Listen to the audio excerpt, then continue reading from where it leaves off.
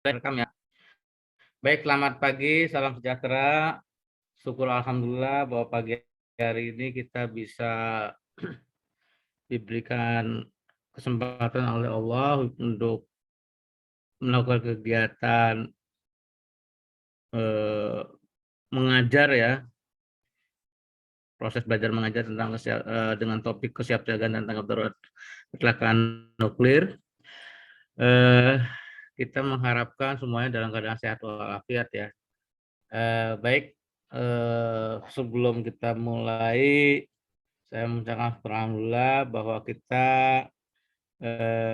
saya pribadi bisa mengajar pada pelatihan teknologi dan keselamatan PLTN untuk rekan-rekan adik-adik mahasiswa Universitas Tanjung Pura pada tanggal 25 Oktober 2021 ini.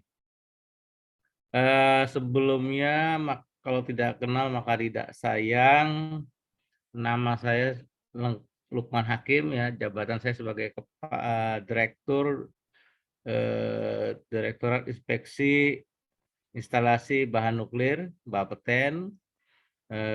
Pendidikan saya itu S1-nya Teknik Nuklir UGM tahun 1992, lulusnya tahun 2004 itu S2 untuk Magister Akuntansi Project, karena diperkirakan akan adanya PLTN, dipersiapkan akuntansi manajemen proyeknya untuk PPIST, program dan segala macamnya.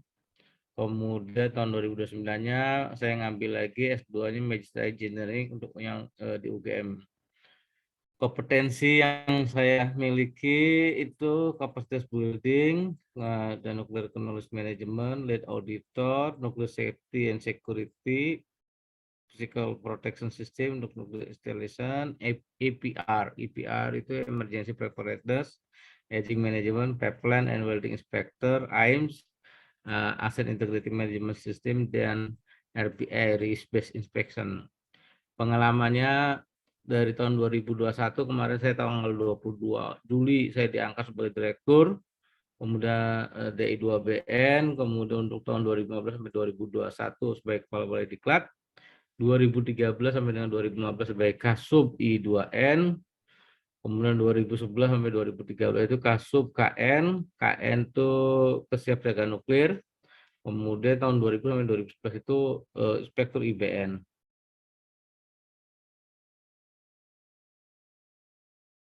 Ini yang akan kita pelajarin ya.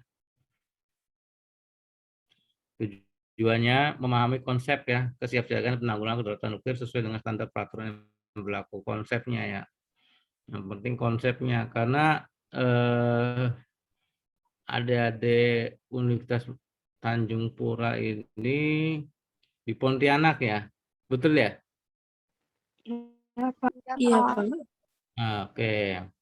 Nah, Pontianak itu kan di Kalimantan Barat ya, kalau nggak salah ya. Iya, Pak. Nah, itu kan diperkirakan akan ada PN ya. Nah, untuk ada PLT itu perlu ada semacam pemahaman tentang kesiapsiagaan dan tanggap darurat kecelakaan nuklirnya. Itu harus dipahami dulu konsep-konsepnya, dasarnya. Jadi harus tahu dulu darurat. Coba yang pengertian tentang darurat itu gimana coba?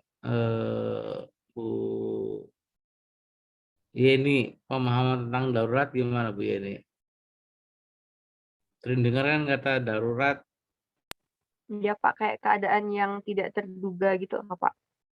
dan tidak terduga. Pak Angga, monitor. Oke. Bu Maria, tadi Bu Yeni jawabnya keadaan tidak terduga yang terjadi. Bu Maria gimana? Menurut saya keadaan darurat itu keadaan yang genting gitu, Pak. Genting. Oke. Genting. Nah, satu lagi coba saya lihat, satu lagi siapa nih?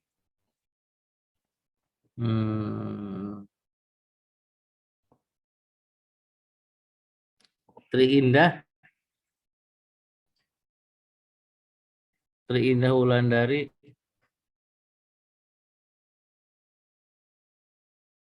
Oke, Benedikta Arni, pengertian tentang darurat.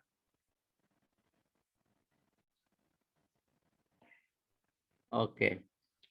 Jadi pengertian kedaruratan. Nah, kita lihat tadi ada yang tidak keadaan genting, keadaan tidak terduga. Nah, kita lihat dulu dari peraturannya ya. Peraturan yang terkaitnya itu adalah Perkes 1 2010 tentang kesiapsiagaan dan penanggulangan kedaruratan nuklir, PP 33 keselamatan radiasi opinion dan keamanan sumber radiasi, PP 54 tentang keselamatan dan keamanan instalasi, PP nomor 58-nya tahun 2015 keselamatan radiasi dan keamanan dalam pengawatan zat radioaktif. Nah, sedangkan aturan standar tentang kedaruratan itu definisinya apa nanti ada di sini ya, di perka-perka tadi dan ya step standar jawabannya. GSR 47 dan GSR 43. GSR 47 itu Preparedness and Response for Nuclear or Radiological Emergency, diterbitkan tahun 2015. Ini yang terbaru ya. Nah, kemudian GSR 43-nya Radiation Protection and Safety of Radiation Source itu International BSS Section 4 Emergency Export Situation tahun 2014. Nah, sedangkan aturan di bawahnya itu Arrangement for Preparedness for Nuclear or Radiological Emergency tahun 2007 dan GSG kriteria for GSG 2-nya kriteria for use in preparedness and response for a nuclear or radiological emergency tahun 2011 terbit. Jadi GSG itu singkatan dari General Safety Guide ya. Kalau GSR itu singkatannya General Safety Recruitment. Lihat di warna ini ya. Ini ya. Nah, General Safety Guide. Nah, tadi pertanyaannya kedaruratan yang dijawab oleh Ibu Yeni ya. Oleh Ibu Yeni dan Ibu satu lagi tadi Ibu Indah ya. Nah, itu kesiapsiagaan nuklir itu adalah serangkaian kegiatan sistematis dan terencana yang dilakukan untuk mengantisipasi kedaruratan nuklir melalui penyediaan unsur infrastruktur dan kemampuan fungsi penanggulangan untuk melaksanakan penanggulangan kedaruratan nuklir dengan cepat, tepat, efektif, dan efisien. Sedangkan kecelakaan radiasi adalah kejadian yang tidak direncanakan, termasuk kesalahan operasi, kerusakan atau kegagalan fungsi alat, atau kejadian lainnya yang berdampak radiasi. Jadi harus diperhatikan ya, kalau kesiapsiagaan itu belum terjadi, kita harus siap siaga. Artinya kita harus menyiapkan, mengantisipasi terjadinya kedaruratan dengan melakukan pelatihan-pelatihan, menyediakan unsur-unsur fungsi penanggulangan sehingga pada saat kejadian kita itu bisa melakukan respon dengan cepat, tepat, efektif, dan efisien. Nah, kalau kecelakaan radiasi itu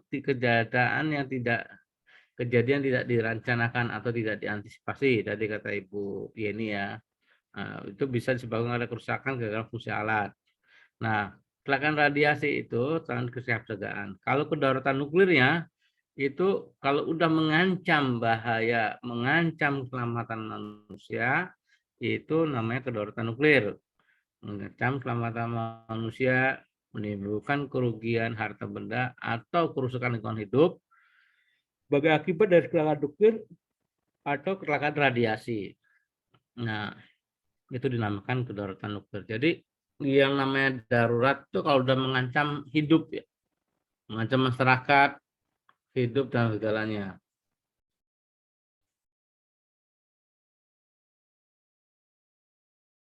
Nah, penanggulangan kedaruratan nuklir adalah serangkaian kegiatan yang dilakukan dengan segera pada saat terjadi kedaruratan nuklir untuk mengurangi dampak serius yang ditimbulkan terhadap manusia atau lingkungan hidup. Ya, jadi kalau penanggulangan kedaruratan nuklir itu adalah serangkaian kegiatan yang dilakukan dengan segera pada saat kedaruratan nuklir mulai dampak serius yang ditimbulkan pada manusia terhadap benda. Sampai sini harus paham dulu ya, harus dipahami konsep dasarnya nih. Jadi kalau kesiapsiagaan itu sebelum terjadi. Nah, kalau kecelakaan radiasi itu terjadi kecelakaan radiasi yang kecelakaan yang kejadian tidak direncanakan karena kegagalan sistem ataupun human error, tapi tidak menimbulkan dampak berbahaya yang tidak mengancam kehidupan. Kalau udah mengancam kehidupan, lingkungan, pekerja, manusia, instalasi, itu artinya terjadi kedaruratan nuklir sampai keluar lingkungan. Penanggulangannya itu dilakukan untuk segera terjadi mencegah serangkaian kegiatan dilakukan dengan segera pada saat terjadi kedaruratan nuklir untuk mengurangi dampak. Kalau sudah terjadi kedaruratan nuklir, harus segera ditanggulangi. Dampaknya diminimalis, dimitigasi, diminimalis. Nah itu. Paham ya sampai sini ya? Paham, Pak. Oke. Ini saya bisa melihat rekan adik-adik nggak? Videonya diaktifkan bisa nggak? Biar saya bisa melihat. Halo monitor. Maaf Pak, sinyal saya kayaknya nggak kuat Pak kalau nyalain video. Nggak kuat ya? Oke. Pak Ben nanti rekan-rekan udah tahu foto-fotonya ya Pak Ben ya, kehadirannya ya. Oke. Ya Pak, tahu Pak. Oke. Ini pengertiannya. Nah, kemudian persyaratan. Persyaratan keselamatan dalam emergency preparedness. Itu ada dengan menggunakan pendekatan bertingkat. Emergency preparedness itu harus sepadan dengan bahaya dan konsekuensi dari potensial keadaan darurat yang terkait dengan fasilitas, aktivitas, sumber. Jadi emergency preparedness atau kesiapan harus padan. Jadi sumber ini misalkan ini sumber A. Sumber A ini kalau terjadi kebocoran atau terjadi terpapar ke lingkungan, dampaknya seperti ini. Itu harus diantisipasi konsekuensi dan bahayanya. Nah, baik itu terkait dengan fasilitas, aktivitas, dan atau sumbernya. Nah, kemudian dilakukan konsep penilaian bahaya. Nah, kemudian dilihat kategorinya, kategori kedaruratannya. Itulah namanya semacam pendekatan secara bertingkatnya. Benda ini, misalnya material ini, dampaknya seperti apa, konsekuensi seperti apa, harus dinilai bahayanya. Nah, kemudian persyaratan keselamatannya harus mampu menerapkan pendekatan bertingkat. Nah, pendekatan bertingkatnya ditujukan untuk fasilitas, aktivitas, dan sumber dalam kategori tertentu. Jadi, kalau di suatu wilayah tertentu ada suatu sumber, berarti potensinya seperti apa aja. Nah, otomatis kalau udah melihat tahu potensi kebahayaan seperti apa, kalau misalkan terjadi kedaruratan, langkahnya seperti apa. Kalau ada kecelakaan radiasi, langkahnya seperti apa. Persyaratan keselamatannya seperti apa. Itu harus dilakukan. Nah, jika ini berlaku untuk semua kategori 1, 2, 3, dan 4. Nah, untuk kategori nanti diterangkan. Nah, itu tidak ada kategori yang ditentukan dalam persyaratan. Jadi, misalkan Pontianak nih, Pontianak nanti akan ada PLTN. Mau tidak mau, potensi untuk adanya PLTN itu harus tahu jelas resikonya seperti apa, dampaknya ini terhadap lingkungan, masyarakat. Otomatis persyaratan keselamatannya harus ditetapkan sehingga kalaupun terjadi kecelakaan radiasi ataupun kecelakaan nuklir itu bisa diantisipasi kalau persyaratannya terpenuhi. Makanya adakan pendekatan bertingkat. Paham sampai sini? Paham, Pak. Paham, paham Pak. Oke. Nah, persyaratan menyeluruh. Nah, persyaratan menyeluruh itu artinya penekanannya pada topik. Persyaratan menyeluruh itu ditekankannya kepada ditugaskan kepada pemerintah, yaitu pengaturan yang terinci terkait dengan topik persyaratan secara menyeluruh, utuh. Jadi tidak ada konsekuensi tawar-menawar. Kalau misalkan dibangunnya reaktor sekian megawatt, ya konsekuensinya dia masuk kategori mana? Otomatis persyaratan keselamatan ini tidak boleh persyaratan keselamatan ini dinego, tidak bisa, harus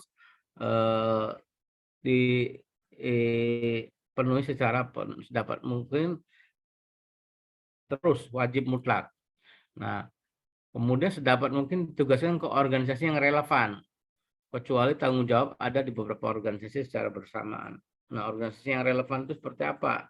Nanti di tempatnya di Pontianak, kalau misalnya nanti ada PLTN, itu harus ditugaskan organisasi yang relevan, entah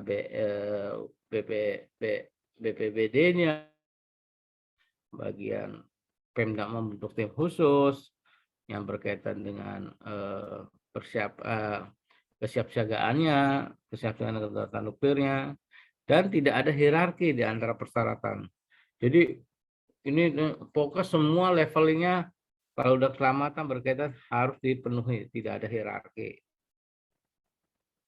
Nah, otomatis pada saat Pontianak itu mengajukan PLTN, berarti tanggung jawabnya itu dibagi antara pemerintah, badan pengawas, badan pengatur, organisasi operasi, dan organisasi tanggap lainnya di tingkat lokal, regional, dan nasional. Jadi begitu ditetapkan bahwa saya akan membangun PLTN, maka tanggung jawab emergensi kesiapsiagaannya itu ditentukan oleh pemerintah, badan pengawas, dalam hal ini Bapeten, organisasi operasi itu yang mengoperasikan PLTN yang ada di wilayah, organisasi tanggap lainnya. Organisasi tanggap lainnya itu polisi, kemudian Damkar, kemudian BNPB, BNPB,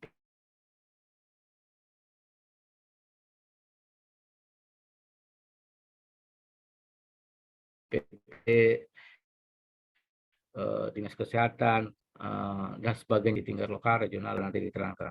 Nah, ini tulisannya kelihatan nggak? Kelihatan Pak. Oke, saya. Yang pertama, tanggung jawabnya sesuai dengan GSR 7, persyaratan 2, pemerintah harus membuat persiapan yang memadai untuk mengantisipasi menyegi di organisasi pengoperasi tingkat lokal, regional, dan nasional, dan juga jika sesuai di tingkat internasional. Jadi begitu Pontianak itu mendeklarasikan misalkan jadi pembangunan untuk PLTN, maka pemerintah dalam hal ini Pemda setempat, Pemda nasional itu harus membuat persiapan yang memadai untuk mengantisipasi, menyiapkan, menanggapi, dan memulihkan dari keadaan darurat nuklir atau radiologi di organisasi pengoperasi. Jadi organisasi pengoperasinya, kalau ada keadaan darurat nuklir, berarti pemerintah bisa mengantisipasi, menyiapkan, menanggapi segala macam. Nah, persiapannya itu mencakup apa aja? Menyangkut pengesahan undang-undang, dan penetapan peraturan mengatur secara efektif kesiapsiagaan nuklir atau radiologi Bapeten. Nah, pemerintah itu sudah menunjuk Bapeten sudah membuat peraturan-peraturannya. Nah, nanti tinggal disesuaikan oleh Pemda Pontianak, Pemda Provinsi Pontianak. Kemudian pemerintah harus memastikan semua peran dan tanggung jawab untuk kesiapsiagaan. Jadi stakeholder yang terlibat di organisasi secara jelas dan dialokasikan Nah, itu haknya dari Pemda setempat. Di antara organisasi pengoperasi, badan pengawas, dan organisasi tanggap. Dan memiliki sumber daya manusia, ada sumber daya manusianya. Kalau misalkan ada biaya tapi nggak ada sumber daya manusia, ngapain gitu. Nah, sumber daya manusia untuk mempersiapkan atau menangani konsekuensi radiologis dan non-radiologis dari keadaan darurat nuklir atau radiologis, baik keadaan darurat itu terjadi di dalam maupun di luar batas negara. Ini harus diantisipasi oleh rekan-rekan yang ada di Pontianak ataupun Pemda Provinsi Kalbar, apabila Kalbar jadi mendirikan membangun PLTN. Kemudian pemerintah membentuk mekanisme koordinasi nasional. Kenapa ini perlu? Kalau misalkan ada terjadi sesuatu hal sehingga terjadi kecelakaannya itu melebar keluar dari provinsi Kalimantan. Nah, itu harus dipastikan bahwa peran dan tanggung jawab ditentukan dengan jelas dan oleh semua stakeholder. Kemudian mengkoordinasi dan memastikan konsisten antara peraturan darurat dari berbagai organisasi tanggap. Jadi nanti di sini Pemda itu harus punya rencana contingency plan, rencana kondisi darurat. Seperti apa Dinkesnya, kalau ada kecelakaan gini, Dinkes melakukan apa. Ya seperti misalkan kejadian tabrakan, kecelakaan lalu lintas lah. Itu yang jadi insiden komandernya yaitu polisi. Misalkan kapal tenggelam, insiden komander siapa? Yaitu adalah bisa dari polisi air, bisa dari sah bandar, ataupun bisa ini. Nah, tapi mekanismenya ada, rencana koordinasi plan-nya gimana, cara menyelamatkan kapal, cara menyelamatkan penumpang, siapa yang mengatur, nah itu harus ada. Misalnya ada kecelakaan gunung berapi meletus. Nah, siapa melakukan apa? Komandannya siapa? Insiden komander siapa? Apakah Basarnas, apakah BNPB, apakah BPBD? Nah, itu diatur nantinya. Nah, koordinasi pengaturan yang dibuat itu harus menegakkan kepatuhan terhadap persyaratan nasional untuk siap siaga dan tanggap darurat sebagaimana ditetapkan oleh undang-undang dan peraturan. Nah, undang-undang ini ada undang-undang bencana 2014, undang-undang bencana tentang kecelakaan nuklir itu masuk kecelakaan akibat kegagalan teknologi, masuknya itu. Nah, nanti bisa dibaca di situ di undang-undang 10 tahun 2014 ya. Kalau nggak salah itu nanti undang-undang nomor 5 atau nomor 10 saya lupa. Nanti dilihat undang-undang bencananya. Nah, sekarang tanggung jawab badan pengawas. Sampai sini dulu ya, pemerintah, tanggung jawab pemerintah paham belum? Paham, Pak. Oke. Coba kalau paham berarti pemerintah harus apa aja? Bu Yeni. Lebih ke buat peraturan pemerintahan gitu kan, Pak. Ya, selain membuat peraturan, pemerintah juga harus menyiapkan perangkat-perangkatnya. Nah, Bu Novi, coba pemerintah membuat mekanisme koordinasi itu maksudnya gimana, Bu Novi? Bu Novi, teknik kimia ya? Bu Novi monitor.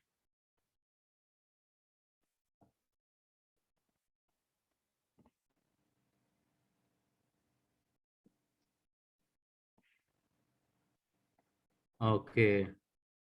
Ini total udah berapa orang Pak Ben yang hadir Pak Ben? Masih 11 orang Pak, saya sudah hubungi juga di grup WA, tapi belum ada yang respon. Mungkin ada Oke. yang ujian juga Pak, ujian semester. Oke. Ya. Nah, sekarang kita masuk ke tanggung jawab badan pengawas ya. Nah, sekarang tanggung jawab badan pengawas itu di sini tanggung jawabnya dalam hal ini Bapeten ya di Indonesia. Pemerintah itu harus memastikan bahwa pengaturan, kesiapsiagaan dan tanggapan terhadap keadaan nuklir atau radiologi untuk fasilitas dan kegiatan di bawah tanggung jawab organisasi pengoperasi ditangani melalui proses peraturan. Nah, jadi pemerintah itu kan sebagai pemerintah Indonesia itu dalam hal ini nanti pemerintah pusat, Presiden dan timnya itu harus memastikan bahwa pengaturannya itu pengaturan tentang kesiapsiagaan emergency preparedness itu berada di bawah tanggung jawab pemegang izin.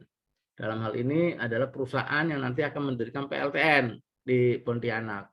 Itu dipastikan melalui apa? Melalui proses perizinan, proses pengaturan.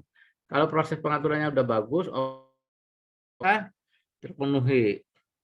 Nah, kemudian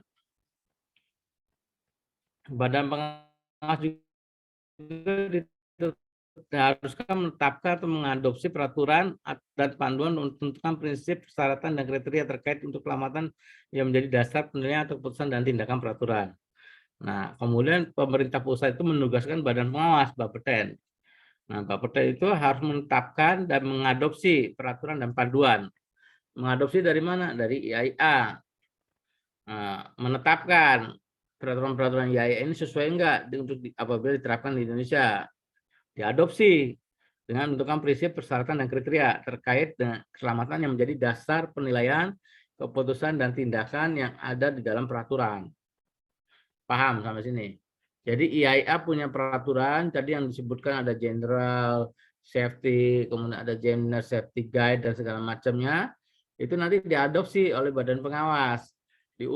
Diadopsi, kemudian dijadikan peraturan untuk kesiapsiagaan dan kedaulatan nuklir.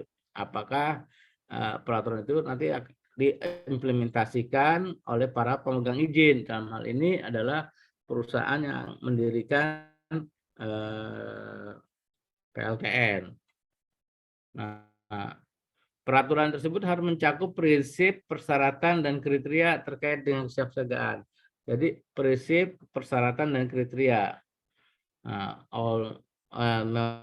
Berkaitan dengan emergency preparedness untuk organisasi pengoperasi, dalam hal ini organisasi yang mengajukan izin untuk mengoperasikan PLTN. Nah, kemudian Badan Pengawas Bapeten ini harus memverifikasi patuh enggak nih, bahwa Anda ini patuh enggak dalam menerapkan peraturan-peraturan Bapeten. Kalau tidak patuh, kenakan sanksi. Sanksi tertulis, peringatan tertulis, bisa, baru nanti sanksi administratif, baru setelah itu baru dikenakan sanksi ditutup, tidak boleh beroperasi. Tanggung jawab fasilitas atau operator itu menetapkan dan memelihara pengaturan kesiapsiagaan. Jadi dia udah menetapkan, dia mengadop, Badan Pengawas mengadop, kemudian peraturan yang ada itu nanti ditetapkan oleh Bapeten, nanti baru Badan Pengoperasi menetapkan dan memelihara pengaturan untuk kesiapsiagaan di lokasi untuk keadaan darurat. Untuk keadaan darurat pakai PRK ini peraturan-peraturan yang ditetapkan oleh Badan Pengawas harus terpenuhi. Nah, sesuai dengan persyaratan yang berlaku. Jadi kalimat yang pertama itu seperti itu pemahamannya. Kemudian harus mampu mendemonstrasikan dan harus memberikan jaminan. Caranya apa? Dengan melakukan mendemonstrasikan, dia mengadakan latihan kedaulatan nuklir. Bahwa Anda ini benar-benar layak. Dibuktikannya dengan apa? Dengan melakukan latihan kedaulatan nuklir. Nah, tujuannya dari emergency preparedness ini, yang pertama kemampuan yang memadai. Memastikan bahwa Anda itu badan operator itu mempunyai kemampuan yang memadai untuk respon yang efektif terhadap kedaulatan nuklir. Kemudian mendapatkan kembali kendali atas situasi untuk mengurangi konsekuensi dari kecelakaan nuklir. Untuk menyelamatkan nyawa, menghindari atau meminimalkan efek deterministik yang parah. Udah diterangkan ya, efek deterministik ya kemarin ya. Minggu kemarin. Udah diterangkan belum?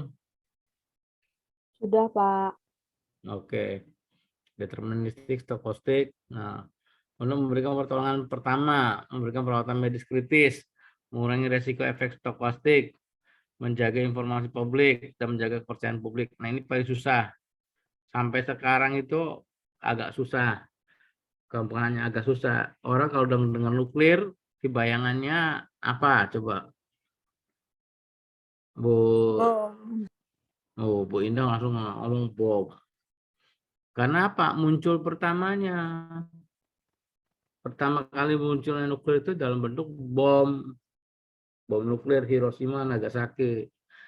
Jadi orang bayangnya seperti itu. Karena apa? Kesan pertama itu tidak akan terlupakan. Jadi makanya Bapak dan Ibu-ibu, adik-adik harus hati-hati, jangan sampai merusak citra kita dengan kesan kita ke orang-orang atau lingkungan. Kalau kita masuk suatu lingkungan yang baru, kita harus menanamkan kesan yang baik. Kalau udah kesannya kita baik, kesan akhirnya enak. Ini juga sama nuklir.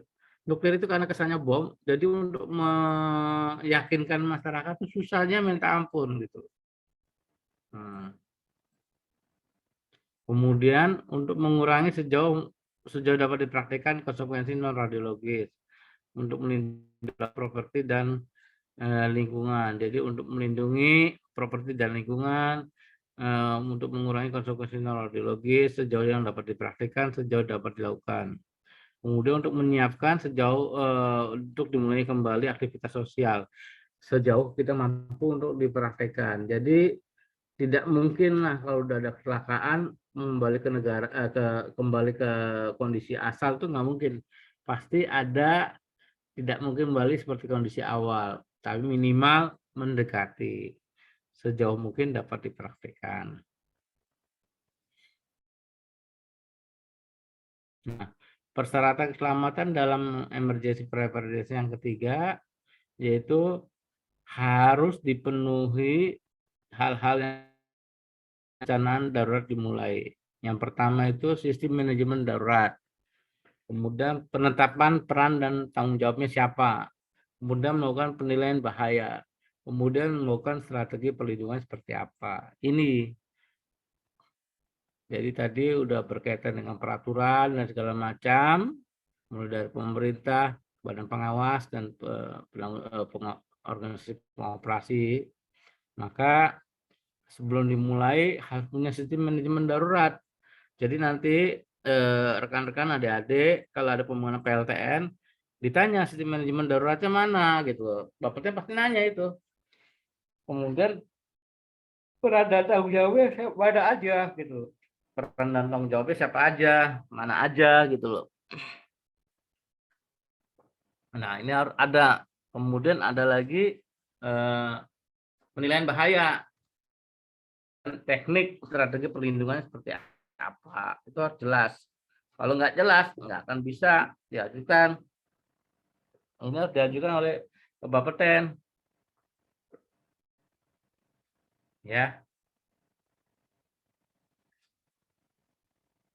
Nah itu lanjut lagi. Nah sistem manajemen darurat itu apa aja? Yaitu sistem yang mampu mengaktifkan respon yang efektif di semua tingkat dan mampu diintegrasikan di bawah pendekatan semua bahaya. Jadi sistem manajemen darurat seperti itu. Jadi mampu untuk mengaktifkan respon yang efektif di semua tingkat. Semua tingkat itu apa? Semua lapisan, baik di daerah, baik di tingkat fasilitas, tingkat kawasan, tapak, kemudian tingkat provinsi dan tingkat nasional. Sistem manajemen daruratnya harus jelas ada.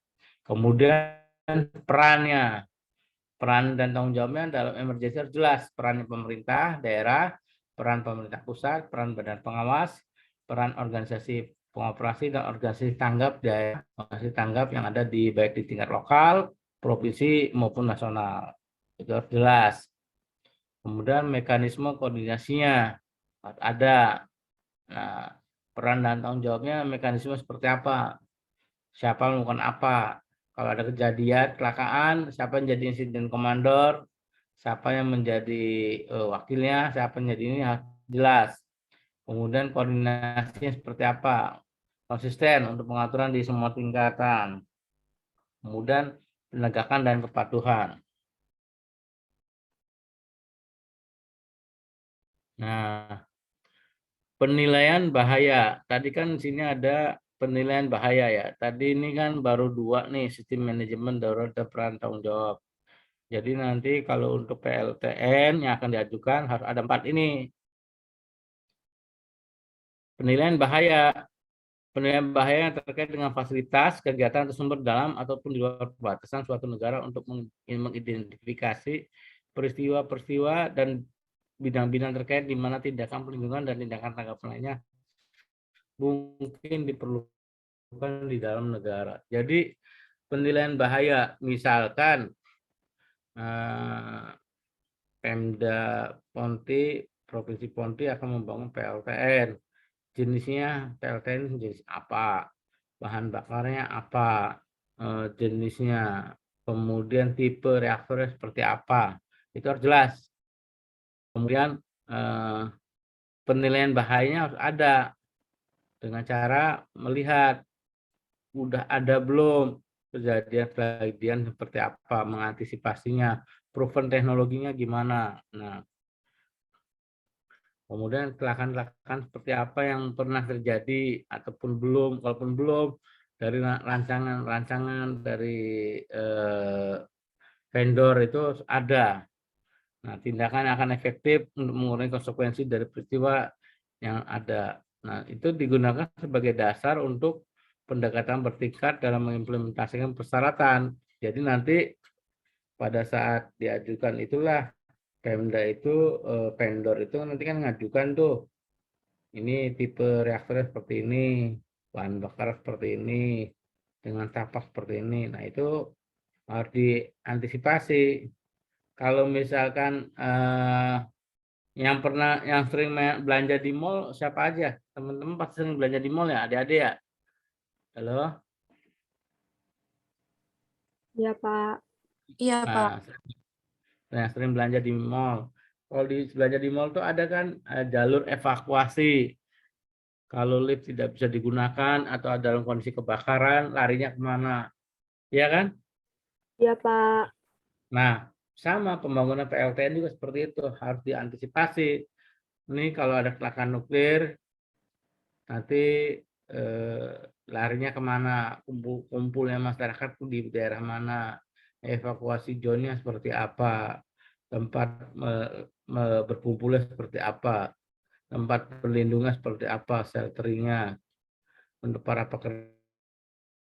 Kalau kejadian larinya ke sini, ke sini, ke sini, harus jelas.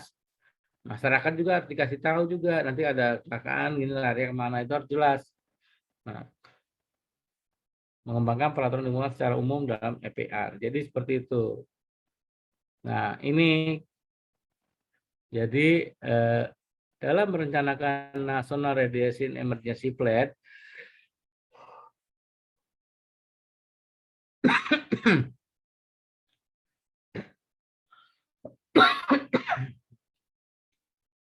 dalam maaf ya, dalam menentukan emergency plan itu harus digalukan lokal emergency plan-nya, kemudian organisasi emergency plan-nya, kemudian fasilitas. Dan ini semua harus punya implementation prosedurnya. Dan nanti dijadikanlah perencanaan nasional. Baru setelah itu dijadikan semua rencana nasional emergensi. Nah, nuklir bagian dari ini. Nah, tadi ada kategori 1 itu terkait dengan fasilitas di mana efek deterministiknya parah di luar lokasi yang mungkin terjadi. Misalkan untuk reaktor yang lebih besar dari 100 megawatt thermal. Kategori 2 itu terkait dengan fasilitas yang dapat menjamin perlindungan mendesak di luar lokasi, tapi efek deterministik yang parah hanya mungkin terjadi di lokasi. Jadi kalau yang kategori 1 itu efek deterministiknya keluar. Kalau efek deterministiknya hanya di lokal, itu di kategori 2. Itu untuk reaktor 2 sampai dengan 100 megawatt.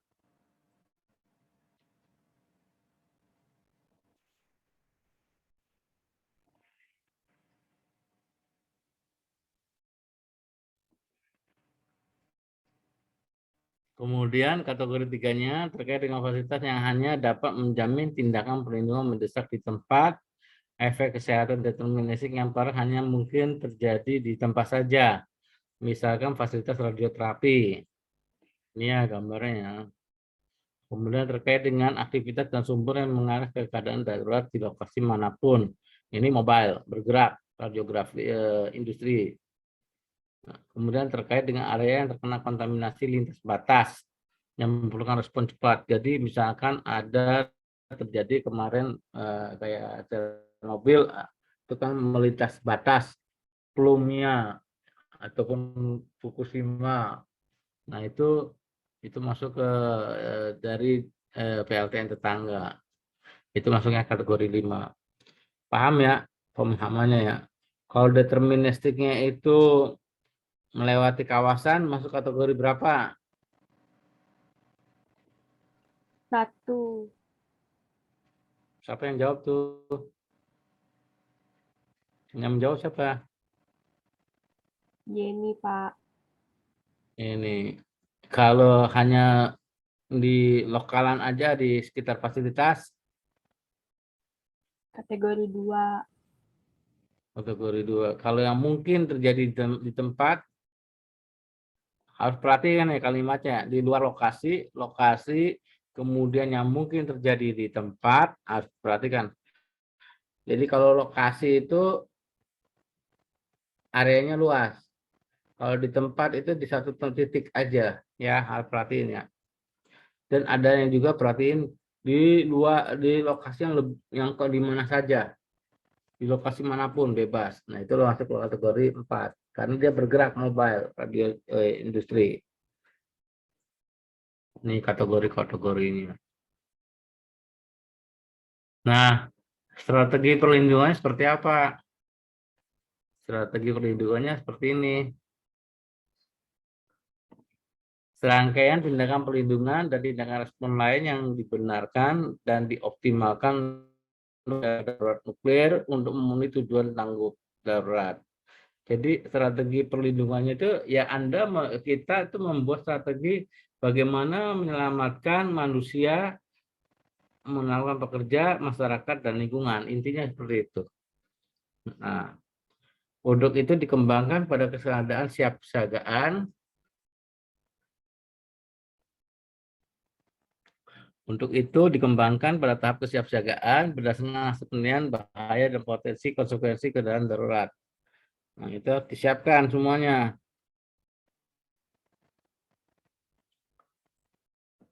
Maaf ya, bentar ya, Dek.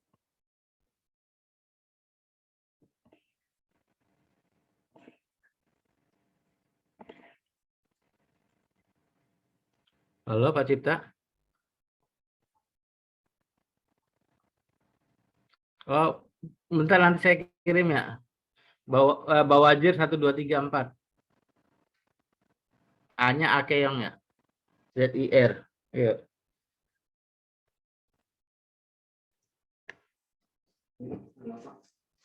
Iya, ini tafsir aja dulu. Oh, Pak Mus. Ya. Pak Mus itu lampu belakang saya pecah ya. Punya saya pecah. Tadi ketabrak gitu. Nanti, udah saya laporkan nanti tinggal beli. Nanti beli aja Pak Mus cari sama Yepi sama ya. Bentar saya nganter dulu ya Pak Mus. Halo, Dek. Monitor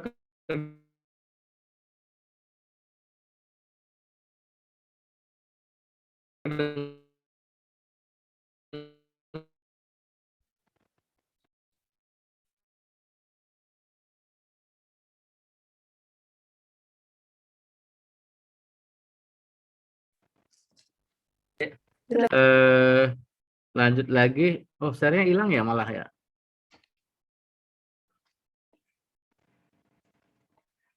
Oke. Nah, terlihat ya share screen-nya ya. Terlihat, Pak.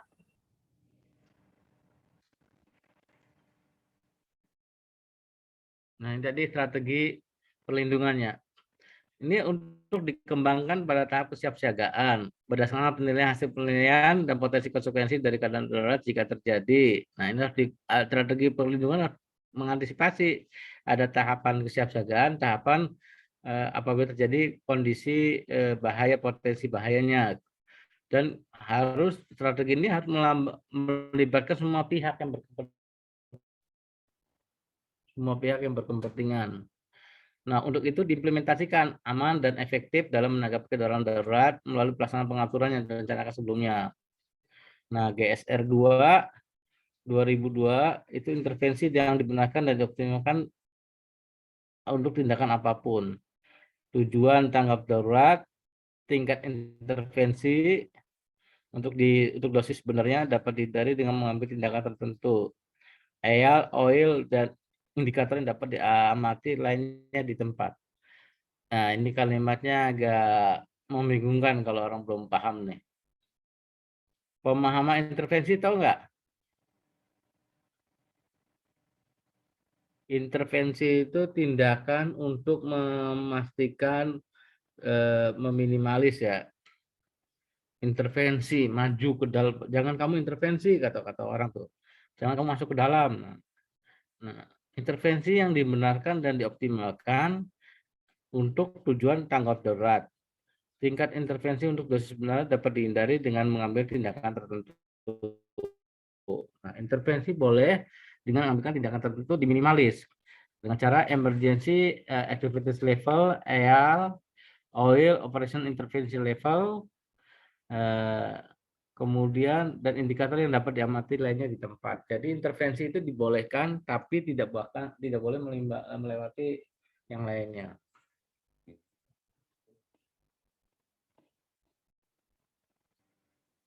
Oke.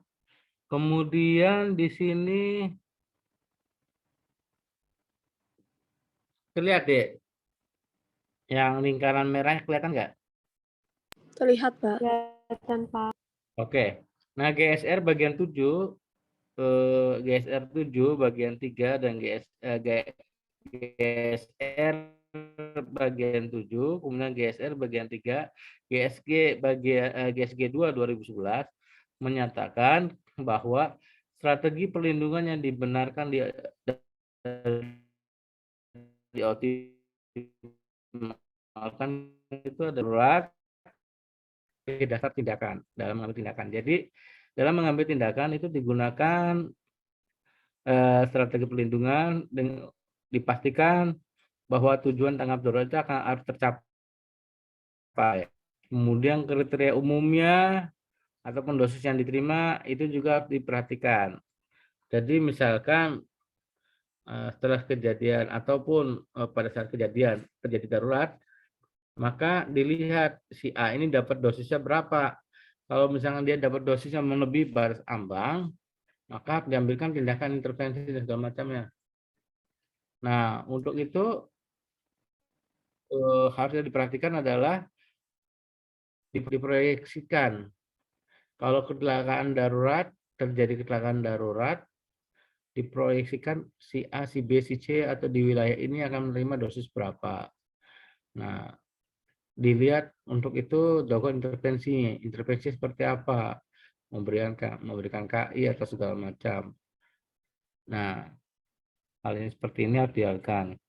Nah, kriteria operasional EAL, oil, dan indikator di lokasi juga harus diperhatikan. Kalau misalkan ternyata oilnya misalkan ini reaktornya, gambar videonya saya nggak ada ya.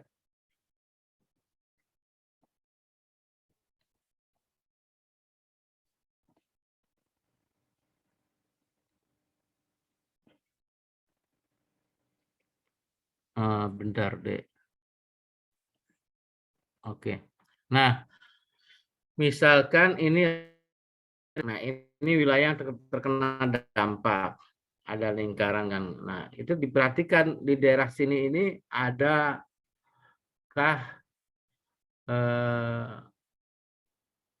resiko-resiko emergency activity levelnya, kemudian operating intervention levelnya berapa. Nah, itu jangan sampai melebihi. kalaupun ada yang terkena, harus dilakukan tindakan pengurangannya, harus dikeluarkan, diperbaiki.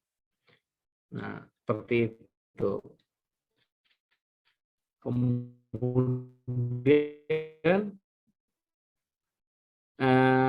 ini juga harus diperhatikan oleh kita.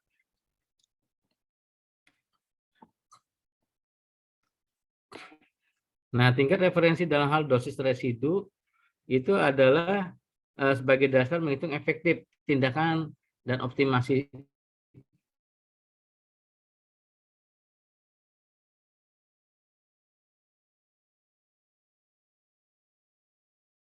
yang kita lakukan. Darurat nuklir, itu apa? Ternyata ada yang melebihi dari yang kita antisipasi. Itulah namanya dosis residu.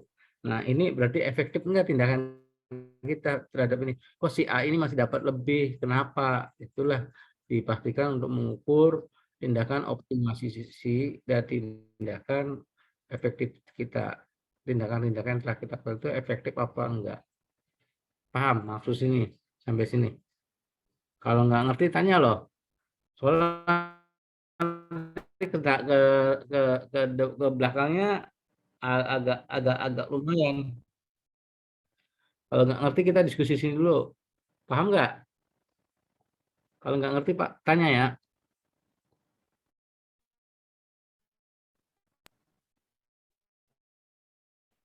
Iya, Pak. Oke.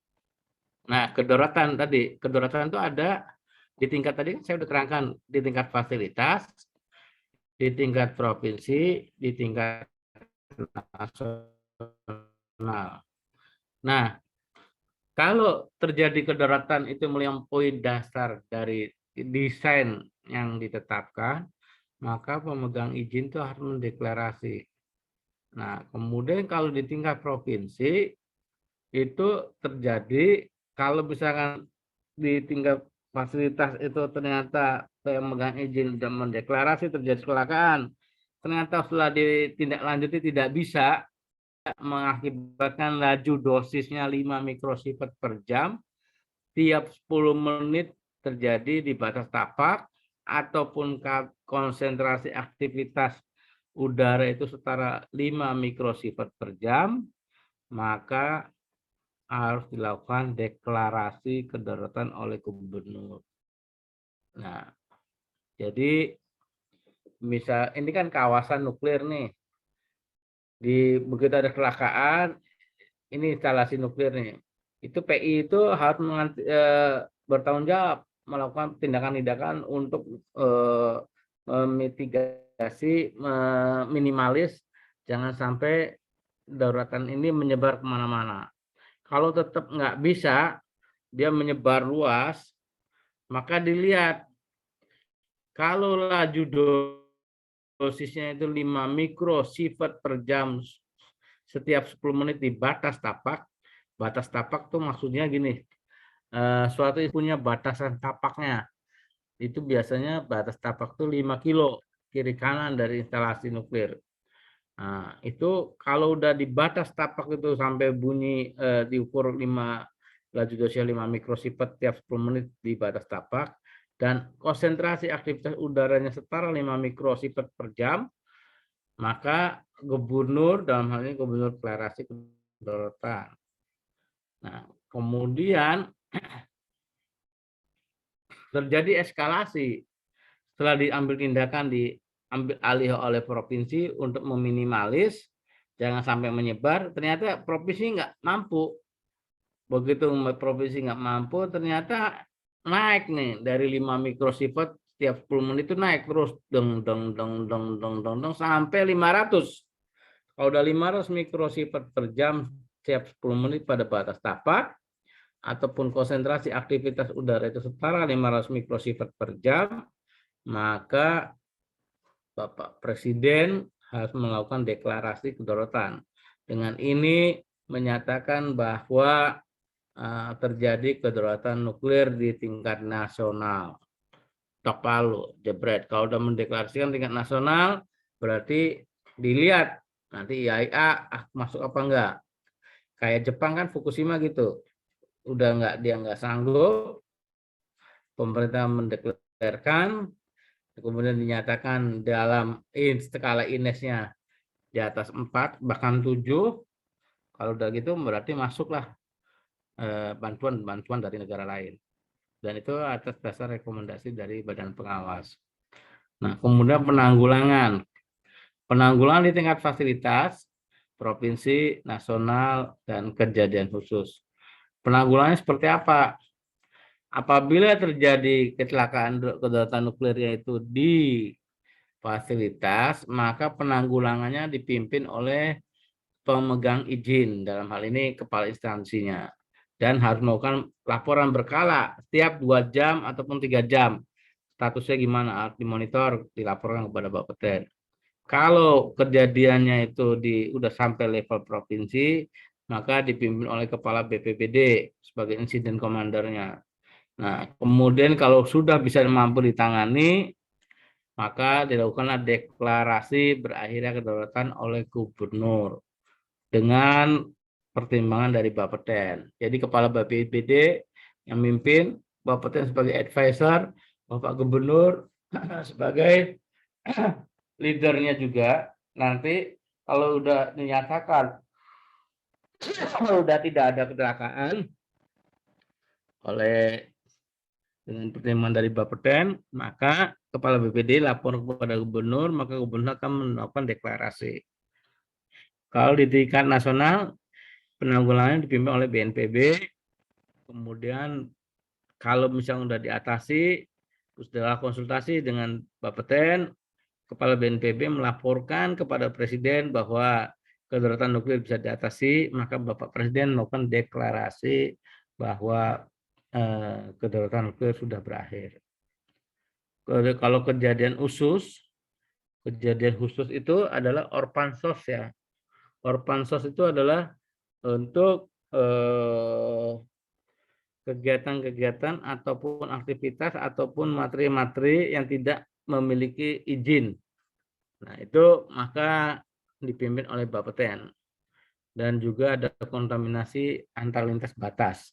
Misalkan seperti itu. Sampai sini paham nggak? Ada yang perlu pertanyaan?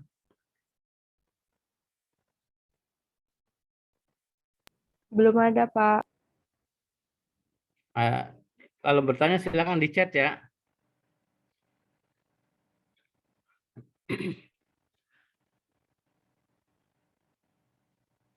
Oke, kita masuk lagi ke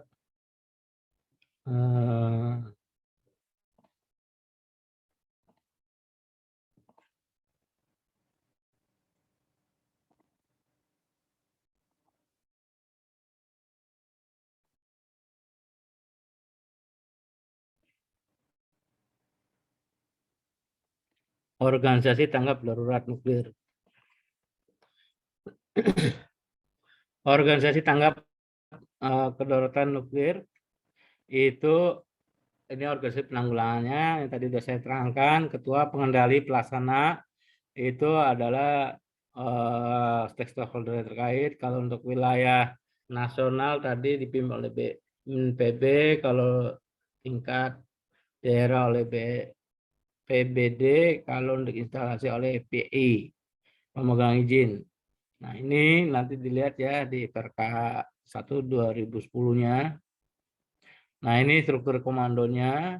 Dalam hal ini kalau kecelakaan nasional itu oleh BPBD, BNPB, wakilnya itu dari hal ini Batan, dalam ini nanti udah diganti oleh, dalam ini adalah BRIN ya. Nah, ini Bapeten, organisasi yang terlibatnya. Untuk technical officer, respondernya polisi, pemadam kebakaran dan ambulan. Untuk radiological assistant itu adalah Batan, CBR, KBR, Gegana dan segala macamnya. Kemudian untuk supportnya itu tentang Menteri Pertanian, Menteri Kesehatan, Menteri Sosial, BPOM, Menteri Lingkungan Hidup, dan Kemenlu, serta Basarnas. Nah, untuk investigasi adalah polisi. Ini strukturnya kalau ada kecelakaan nuklir. Nah, ini mekanismenya yang tadi begitu ada pemegang izin nggak sanggup, terjadi eskalasi yang tadi saya terangkan, maka langsung dipegang oleh Pemda. Nah, Pemda kalau ternyata terjadi eskalasi lagi 5 milisievert per jam tiap, maka dilakukanlah tingkat nasional dipimpin oleh BNPB, ini nasional, saya komandornya, ini nanti personil OTDNN, organisasi tanggap darurat nuklir nasionalnya, dan langsung ini berhubungan dengan IAEA. Nah, di sini JIC, Joint Information Center, ini buat laporan ke media massa, dan ini BNPB-nya. Dan ini rangkaiannya. Kemudian kategori kedaulatan, tadi ada kategori yang 1, 2, 3, 4, dan 5. Ini kalau ini ada klasifikasinya. Ada waspada, kedaulatan fasilitas tapak, dan kedaulatan umum provinsi. Jadi ada 4 ya. Kalau kecelakaan itu masih kecelakaan belum mengandung nyawa, berarti masih waspada, tidak ada korban nyawa.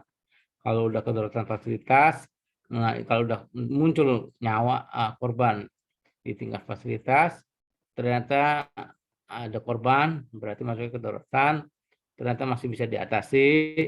Kalau nggak bisa diatasi, masuk ke area tapak, yang tadi provinsi tapak. Kalau nggak bisa lagi menyebar, masuk ke kondisi umum atau provinsi dan nasional. Nah, INES itu ada International Nuclear and Radiological Event Scale, itu digunakan sebagai media komunikasi terkait dengan tingkat keparahan dan dampak keselamatan dari suatu kejadian kedaruratan nuklir. Tapi INES ini tidak digunakan sebagai dasar tindakan tanggap darurat, tidak jadikan sebagai acuan, tapi dia bisa juga, jadi tidak bersifat wajib. Contohnya adalah kasus Fukushima. Fukushima itu sebetulnya adalah di skala 4. Kewalahan pemerintah Jepangnya akhirnya memutuskan meminta bantuan ke negara IAEA dan anggotanya, maka dia mendeklarasikan itu skala 7. Kalau skala 4 sampai dengan skala 7 itu kecelakaan. Kalau 1 sampai dengan 3 itu insiden. Ini harus diperhatikan. Nah, nanti ini tinggal dibaca ya. Ini tingkat 7 itu laporan besar, lepasan besar zat radioaktif yang menyebar, berdampak bagi keselamatan lingkungan sehingga membutuhkan implementasi rencana jangka panjangnya.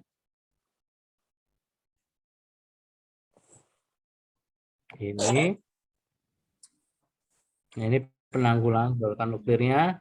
Fungsi penanggulangan itu terdiri dari identifikasi, tindakan mitigasi, perlindungan segera, perlindungan untuk petugas penanggulangan, dan pemberian informasi instruksi kepada masyarakat. Jadi fungsi penanggulangan itu ada yang penting adalah bagaimana begitu ada kecelakaan harus bisa mampu mengidentifikasi dan lapor, serta mengaktifkan unsur-unsur organisasi respon. Setelah itu dilakukan tindakan mitigasi, langsung tindakan segera dan langsung tindakan perlindungan untuk petugas penanggulangan dan masyarakat, dan memberikan informasi. Jadi ada 5 ya, ini yang penting. Nah, infrastrukturnya ada 5 juga. Kalau infrastruktur itu organisasi, koordinasi, fasilitas, prosedur penanggulangan, dan pelatihan ataupun gladi. Yang tadi sudah terangkan di awal ya. Nah, fungsi penanggulangan, pelaporan itu 1 jam, menggunakan telepon. Kalau ada kecelakaan, langsung maksimal itu 1 jam, lalu ke telepon, fax, email. Setelah itu laporan tertulisnya 2 hari ke Bapeten dan mengisi form. Nah, ini formnya.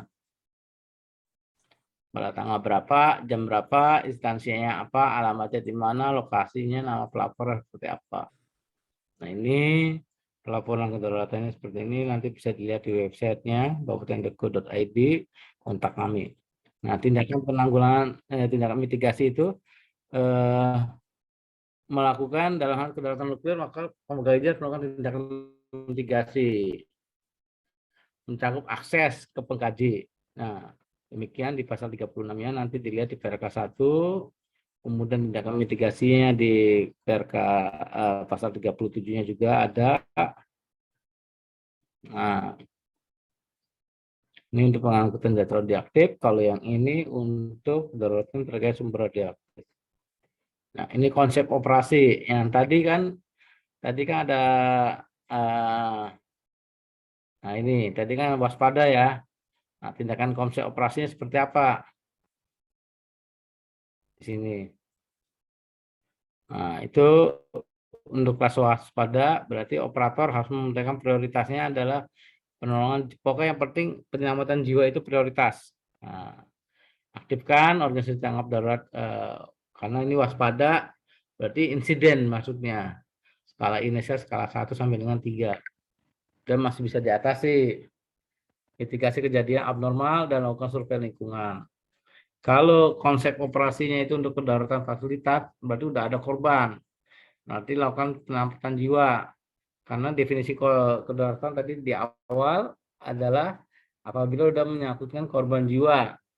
Lindungi orang yang berada di fasilitas, notifikasi ke lembaga terkait di luar fasilitas. Dalam hal ini adalah pemadam kebakaran, polisi, ambulan, dan bapeten. Harus dinotifikasi. Yang tadi di fungsi penanggulangan dikatakan seperti itu. Organisasi di luar fasilitas. Nah, ini kalau yang di luar fasilitas. Di luar fasilitas itu terjadi penemuan sumber radioaktif. Ini untuk yang kategori 4 ya tadi. Yang mobile. Ini biasanya suka ada mobile, ada ditemukan sumber radioaktif. Nah, bisa terjadi di mana saja. Nah, dalam hal ini yang berperan penting adalah organisasi tanggap darurat setempat. Dalam hal ini Pemda dan polisi setempat serta organisasi respons setempat. Yang pertama kali mengetahui potensi dan menangani, karena siapapun ya organisasi respons dia yang menjadi insidennya. Jadi yang pertama kali mengetahui dan menanganinya pertama kali. Nah, petugas lokal membutuhkan bantuan tingkat nasional untuk kalau nggak bisa ngatasi, maka bisa kontak ke Bapeten. Nanti Bapeten akan mengirimkan tim satuan tanggap darurat. Nah, ini konsep operasi. Kalau konsep operasi untuk transportasi pengangkut atau zat radioaktif itu kalau terjadi kecelakaan, insiden komandornya adalah polisi. Nah, langsung prioritasnya adalah penyelamatan jiwa, isolasi sumbernya, notifikasinya. Jadi nanti supirnya itu langsung lapor kepada polisi setempat, kemudian lapor ke Bapeten. Nanti polisi yang jadi insiden komandernya. Nah, pada begitu polisi itu datang, polisi harus melakukan isolasi TKP, lakukan tindakan penanganan kecelakaan, dan minta bantuan ahli radiasi. Kalau ahli radiasinya jauh, misalnya kayak di Pontianak, lapor ke Bapeten jauh, mau tidak mau harus organisasi respon nasionalnya bergerak. Organisasi respon nasional itu harus melakukan semacam latihan-latihan drill oleh Bapeten dulu. Nanti diimplementasikan pada saat kejadian. Nah, ini safety perimeternya untuk sumber berbahaya tanpa perisai atau rusak, tanpa perisai ataupun dengan menggunakan perisai tapi rusak, maka kasih perimeternya itu 30 meter.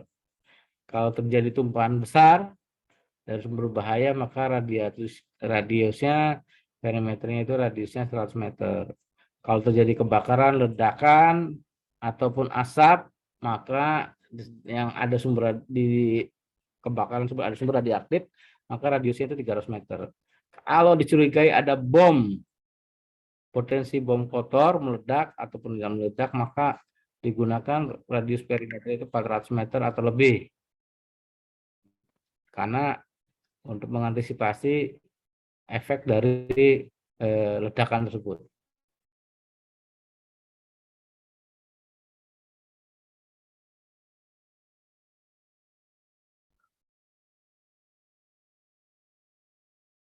Nah, ini penetapan awalnya di luar gedung ya. Diamankanlah perimeternya itu termasuk lantai atas dan di bawahnya. Jadi diamankan areanya dengan nilai batas MBA-nya 2,5 mili rem per jam, dikasih batas Gedung atas bawahnya juga ditutup. Yang lantai yang segaris dengan dia. Untuk mengantisipasi paparan itu masuk ke atas gedung bawah dan ke atas dan bawah. Kemudian kebakaran yang dicurigai karena adanya bom kotor atau kejadian lain bahkan sumber berbahaya menyebar di dalam gedung, maka keseluruhan gedung dan indikator jarak keluar yang disesuaikan. Kemudian penambahan berdasarkan hasil survei radiasi apabila laju dosis mencapai 100 mikrosievert per jam hingga level terukur, dilakukanlah kasih inner perimeter itu diukur sampai batas ambang, batas normal kasih perimeter. Ini kalau kecelakaan safety perimeternya. Dan ini lambangnya ya, denahnya. Ini kecelakaannya, maka ada triggernya, triasenya, kemudian registrasi monitoringnya, ini security access, control point-nya, ini insiden komandornya, pemimpinnya, posnya, dan ini security perimeternya. Nah, nanti di sini ada safety perimeter. Safety perimeter, ada security perimeter. Kalau safety perimeter ini nanti yang di lingkar dalam. Ini respon kontaminasi kontrol area, temporer ada forensiknya dilihat. Ini orang masuk sini, udah bersih, oke. Masuk ke sini, berarti kalau ada limbah yang besar, tinggi, paparan atau kontaminasi yang tinggi, entah dari pakaian, entah dari sepatu, entah dari apa, bakal dibuang langsung sini. Nah, nanti di sini ada public information-nya, security access-nya. Nah, sini udah siap mobil-mobil kendaraan. Nah, di sini dilihat dosisnya, diukur. Kalau lebih kecil atau sama dengan 100 milisievert, nah, dilakukan pengumpulan sampel, analisis lingkungan, lokalisasi dekontaminasi. Kalau lebih kecil dari 500, maka lakukan evakuasi dan proteksi masyarakat. Nah, mau pemantauan lingkungan, dekontaminasi orang dengan segera, pengobatan secara serius. Nah, tindakan mencegah mitigasi bencana dan ketakutan tersangka teroris kita harus dilakukan pencegahan. Kalau udah 500 milisievert lebih, maka penyelamatan terhadap yang mengancam nyawa dan mencegah kondisi yang bisa mengancam nyawa.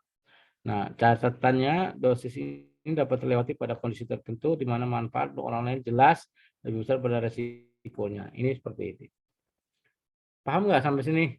Atau pusing? Halo? Kalau nggak ngerti tanya ya.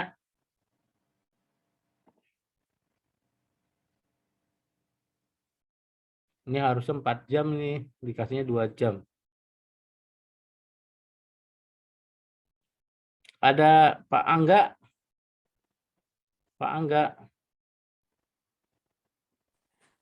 Bapak, Ya, monggo Pak Ji. boleh Boleh nanya. Boleh, Bu Jihan. Ada ledakan bom kotor. Bom kotor tuh maksudnya gimana, Pak? Oh, bom kotor. Bom kotor itu artinya bom yang biasa tapi sudah dikortip. Misalkan ini. Nah, ini bomnya diwadahin gitu, masukin.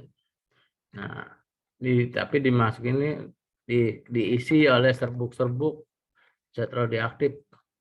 Jadi kalau nanti ini yang meledak, das, serbuknya ke udara.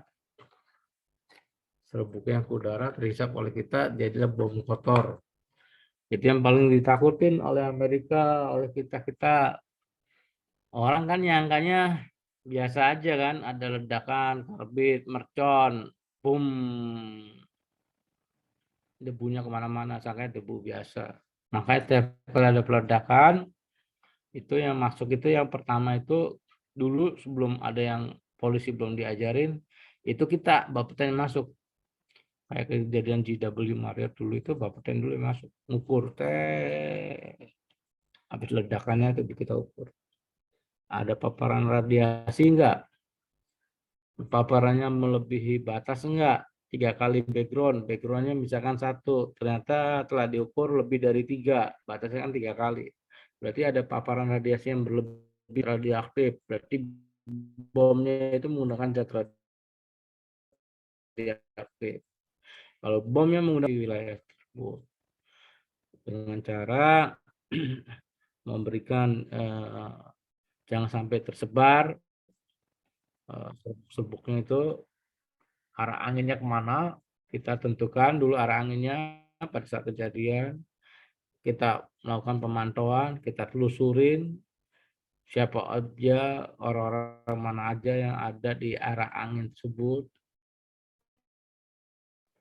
Pada saat apa adalah drone.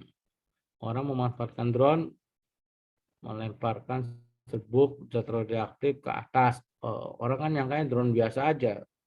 Atau pesawat yang untuk pertanian tuh. Sekarang lihat nggak pesawat untuk pertanian buat ngasih pupuk pertanian di wilayah pertanian. Kalau di film-film juga ada pesawat kecil itu. Nah, itu dikhawatirkan kalau diisi zat radioaktif, uap asap zat radioaktif, kita nggak tahu, sangka biasa kan searah anginnya, angin ke arah kota, kena semua satu kota. Itu yang dikhawatirkan sama kita. Nah, itu Bapeten mengawasi hal seperti sampai sana ya. Ada pertanyaan yang lain? Terima kasih, Pak. Pak, saya izin Iya. bertanya. Monggo, Indah. Misalkan, Videonya tampilin dong saya biar ngeliat orangnya nih saya. aduh, maaf Pak, sebelumnya jaringan saya nggak kuat Pak. Enggak kuat. Oke, ya ada nggak apa-apa. Gimana Iya, Bu Indah? ini saya mau bertanya Pak. Jika terjadi kecelakaan darurat gitu ya, daruratan nuklir gitu. Nah, pas kejadian gitu kan terjadi evakuasi ya. Nah, evakuasinya itu semuanya dievakuasi dari tempat kejadian atau ada staf atau operator gitu yang masih tetap berada di tempat untuk memantau gitu atau dievakuasi semuanya. Nah, ini pertanyaan bagus ya. Jadi pada saat kejadian evakuasi, operator itu ada dosis ambang yang untuk para pekerja radiasi dan masyarakat ini berbeda. Nah, pada saat kejadian itu evakuasi, operator yang bekerja itu tetap standby situ mengendalikan misalkan kayak kejadian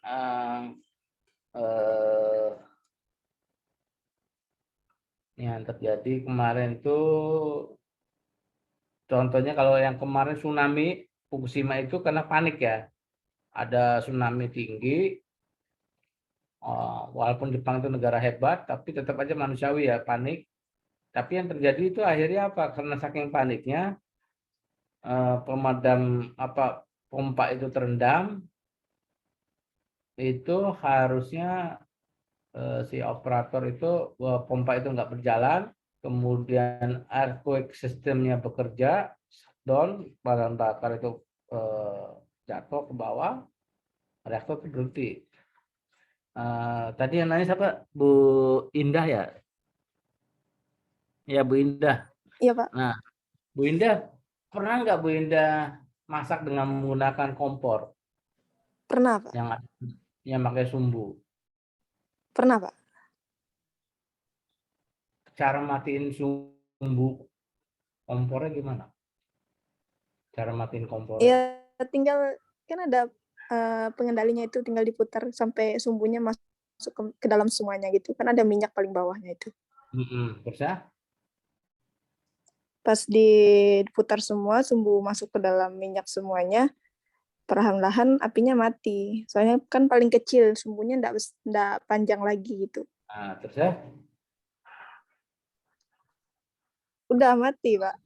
Nah, yang lainnya yang punya pengalaman matiin sumbu kompor bersumbu siapa?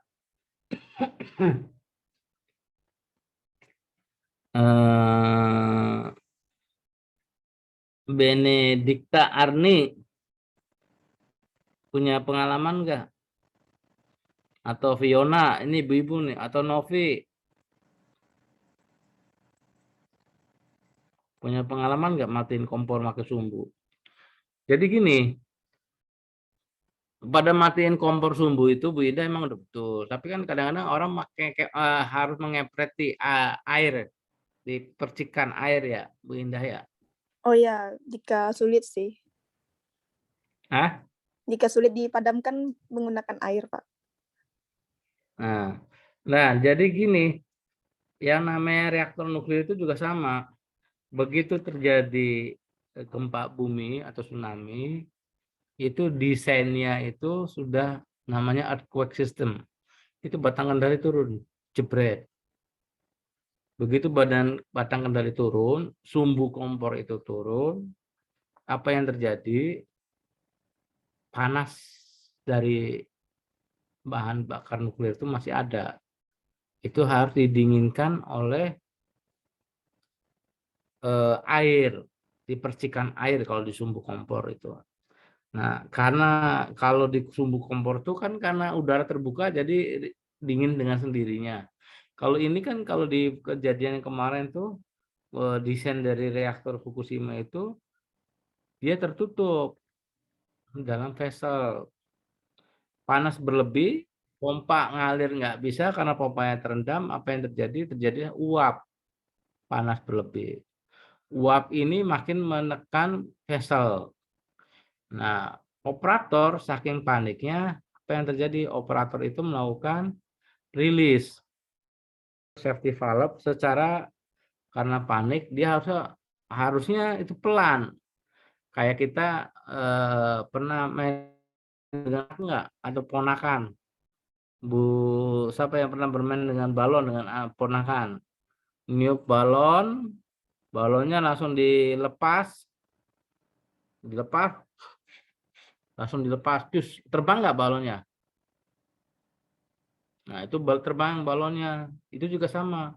Begitu saya langsung, harusnya pelan-pelan, dikit aja, biar nanti rilisnya pelan-pelan uapnya. Ini enggak, karena dibukanya langsung, si vessel itu meluncur seperti roket, ngantem atas, ngantem bawah, meledak. Sedangkan di dalamnya ada air-air yang sudah terkontaminasi oleh radiasi uap airnya. Jadi itu. Nah, operator pada saat kejadian darurat itu harus standby. Makanya mereka ada namanya dosis volunteer. Nanti ada di BSS itu ada volunteer. Nah, volunteer itu adalah para pekerja yang standby di dalam dan orang luar yang membantu para pekerja masuk untuk jadi volunteer. Nah, dia itu nanti petugas proteksi radiasi akan mengatur berapa menit sekali atau berapa jam sekali maksimal dia bekerja untuk mengatur orang bolak-balik mengendalikan kedaruratan nuklirnya. Ada namanya petugas proteksi radiasi, dia mengatur jadwal.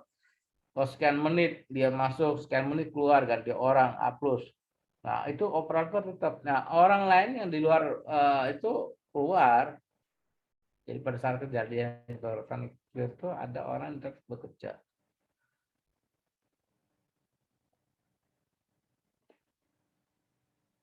Ada pertanyaan lain?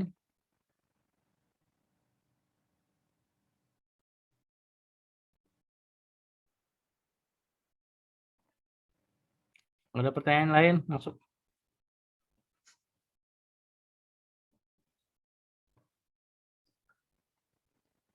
Kalau nggak ada, kita masuk ke insiden trafficking database.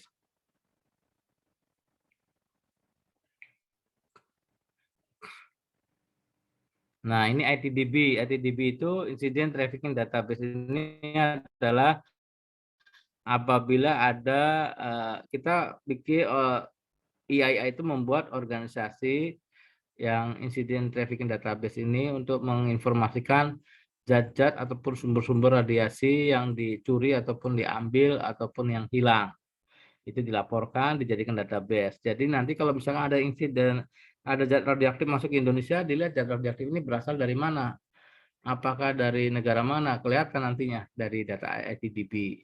Oh, dia dari black market, ini yang sumbernya ini ada dari negara ini. Nanti kita Bapeten melaporkan, oh ada ditemukan zat radioaktif di Indonesia berasal dari negara ini. Kamu barangnya ada di negara gua nih. Gitu. Nah, ini kejadiannya, laporannya, database.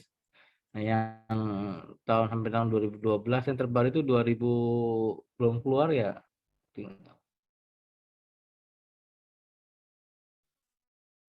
Rilisnya negara anggota itu minta dirahasiakan, tidak bisa jadi yang disebarkan itu yang sampai tahun 2012 saja ya. Yang 2013 karena kan banyak yang hilang tapi dirahasiakan karena dikhawatirkan nanti diambil informasi ini organisasi-organisasi teroris sudah berminat, nanti mereka akan melacak hilangnya di mana, ketemu di mana, mereka akan berani membeli dan bikin bom kotor. Nah, ini nuklir 15%, radioaktif 58%, sedangkan ini adalah yang lainnya. Dan ini adalah plutonium 1%, high enriched uraniumnya 6%, low enriched uraniumnya itu 19%, natural uranium 28%, depleted uraniumnya 36%, uraniumnya 3%, thoriumnya 7%. Dan ini adalah pencurian-pencuriannya. Kebayang kita sampai 2012 ini. Yang bahaya ini yang plutonium ya, sama high enriched. Ini yang bisa dibikin kepala hulu ledak nuklir. Nah, ini pelatihan. Pelatihan itu paling sedikit ya. Jenisnya ada drill, tabletop exercise, dan field exercise. Paling sedikit itu 1 tahun sekali ya. Nah, ini latihannya. Latihan kedaruratan nuklirnya. Insidennya ditemukan zat radioaktif, mengambil gimana. Ini kecelakaannya. Ini tabrakan ya. Peristiwanya ini tabrakan. Kemudian ini membersihkan dari zat radioaktif. Kebayang ya. Kalau zat radioaktifnya seperti apa kalau yang hilang. Nah, ini kecelakaan di Goinia. Udah pernah baca belum? Halo? Belum, Pak. Pak. Nah, ini kecelakaannya di Goinia. Jadi ada kecelakaan daruratan nuklirnya itu ada rumah sakit yang sudah tidak menggunakan, udah bangkrut lah istilahnya, tapi rumah sakit itu tidak melaporkan bahwa tidak melakukan tindakan. Di situ ada radioterapi, ada cesium 137. Nah, barang situ ada rongsokannya. Dikira sama pemulung itu ada rongsokan besi. Dilihat, pada itu kan radioterapi, alat radioterapi. Akibatnya apa? Pemulung itu membawa zat besi tersebut, di dalamnya apa? Dibongkar, di dalamnya ada kayak ada nyala biru gitu, dipegang sama dia. Padahal itu cesium 137, aktivitasnya 1375 Curie di tahun 87 September. Itu serbuk cesium kalium. Bentuknya 93 gram cesium dengan massa sekian. Apa yang terjadi?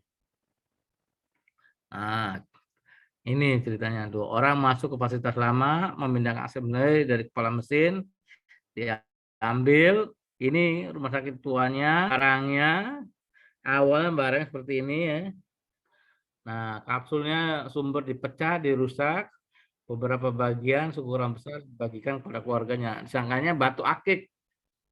Nah, sisanya dijual ke pengumpul barang bekas. Dia dibawa ke punggung, ada yang taruh di kantong. Nah, ini 1 meter fatal dalam 2 jam. Injure the hand if held for less than a minute. Dan ini masuk ke dalam, dan ini akan fatal. Ini sama dia dibongkar nih. Nah, Apa yang terjadi? Terjadilah orang itu sakit dibawa ke puskesmas, berobat, dokternya kaget. Wah, ini kecelakaan, ini radiasi nih, bukan sakit biasa.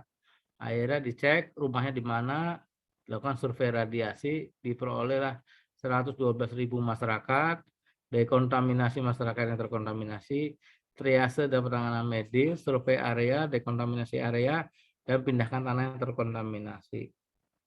Nah, hasilnya masyarakatnya di survei 112.000, korbannya itu 271, kontaminasi pakaian 120 orang, 120, kontaminasi internal 151 yang masuk ke mulut dan saluran makanan, cedera radiasi lokal terbakar 28 orang, yang dirawat di rumah sakit 20 orang, yang rusak sumsum tulang 14, yang gejala radiasi akut 8 orang, yang fatal 4. Dan yang terjadi adalah dekontaminasi kota oleh 730 pekerja, rumah yang terdampak 98, 41 rumah kakak itu dievakuasi, 53 rumah diperbaiki, dekontaminasi fasilitas umum, trotoar, lapangan, toko dan bar, dan dekontaminasi kendaraan 64. Hanya gara-gara pemulung menemukan satu sumber zat radioaktif 7 bekas alat radiasi radioterapi di rumah sakit bekas. Dibongkar sama dia, dibawa pulang ke rumah, dibagi-bagiin ke anak istrinya, ke tetangganya, ditaruh di pantat, di kantong belakang, di punggung. Hancur dah satu rumah, tetangga sebelahnya semua kena. Nah, ini kasus Batan Indah. Sama. Kalau Batan Indah, PT melakukan uji kontinuasi, pemilik alat dulu melakukan uji fungsi, dan itu kan bukan uji fungsi menggunakan target area dari pemulang. Namun terjadi peningkatan kenaikan nilai paparan, pengecekan dilakukan signifikan di atas tinggi batas umum. Nah, ini ditemukan adalah iridium 192 sebanyak 19 buah, cesium 2 vial ampul, dan cesium 137 sebanyak 1 buah. Kenapa ini terjadi? Ternyata ini adalah sementara yang terkontaminasi radioaktif adalah 8 kontainer, 3 silinder stainless steel, 2 radioaktif, dan 2 paving blue, dan 1 bungkus plastik serpihan kayu. Nah, ini kenapa ini bisa terjadi? Ini karena ada oknum-oknum tertentu yang kita nggak ini ya. Dia itu ada perusahaan-perusahaan yang tidak mau menyimpan di oknum-oknum tersebut memanfaatkan kelemahan karena sifat korupsinya, sifat punglinya. Jadi oknum tersebut mengaku sebagai mampu karena bayar ke Batan mahal, jadi oleh oknum itu dimanfaatkan, udah bayar sama saya aja, saya nanti yang ngurusin. Jadi sama dia nggak diurus, sama dia dipendem-pendemin gitu. Apa yang terjadi? Seperti ini yang terjadi. Ini kasus Batan Indah 3. Nah, ini untuk tindakan kriminal zat radioaktifnya disuntik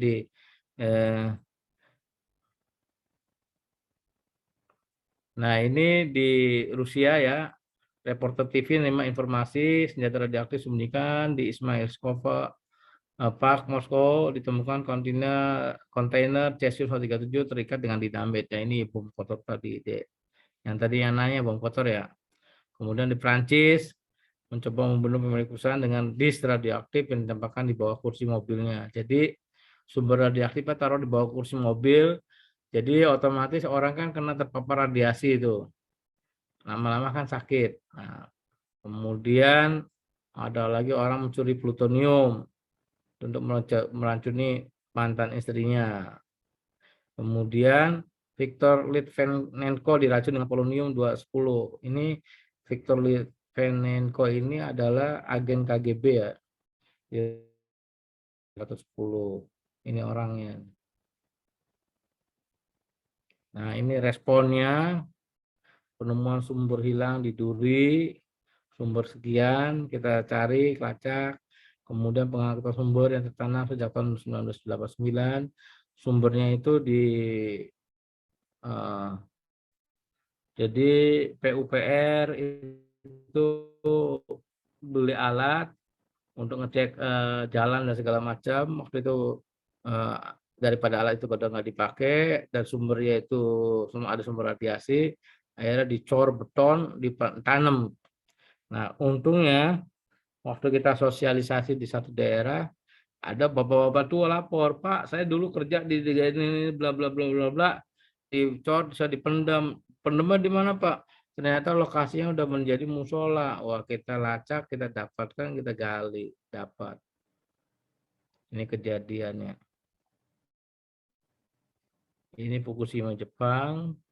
Ini survei Orpansor di Lapak 2. Nah, ini kesimpulannya ya.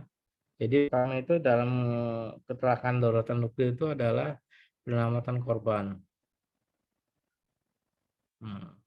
Yang paling penting adalah koordinasi, integrasi, latihan, dan belajar dari kesalahan sebelumnya agar tidak terulang. Kedaruratan nuklir dimungkinkan jika terjadi eskalasi kejadian keamanan nuklir, diperlukan tindakan penanggulangan kedaruratan nuklir. Prioritasnya itu adalah penyelamatan korban, penanganan korban, dan lain sebagainya. Jadi ini kesimpulannya. Ada pertanyaan sampai sini?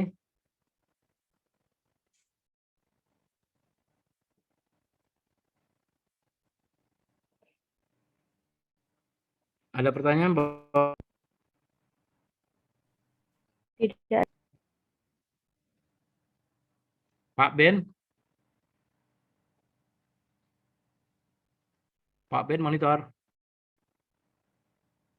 Ini Bapak-bapak dan Ibu-ibu mahasiswa semua ya? Iya, Pak. Iya, Mbak. Dari fisika.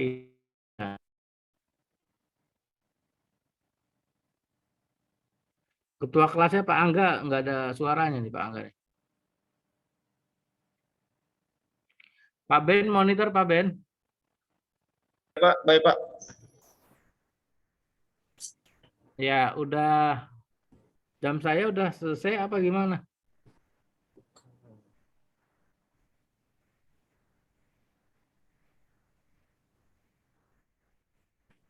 Pak Ben, monitor. Siapa? Kalau di jadwalnya udah pas Pak. Diganti sama Pak Andi. Udah kan? lewat ya? Udah Pak.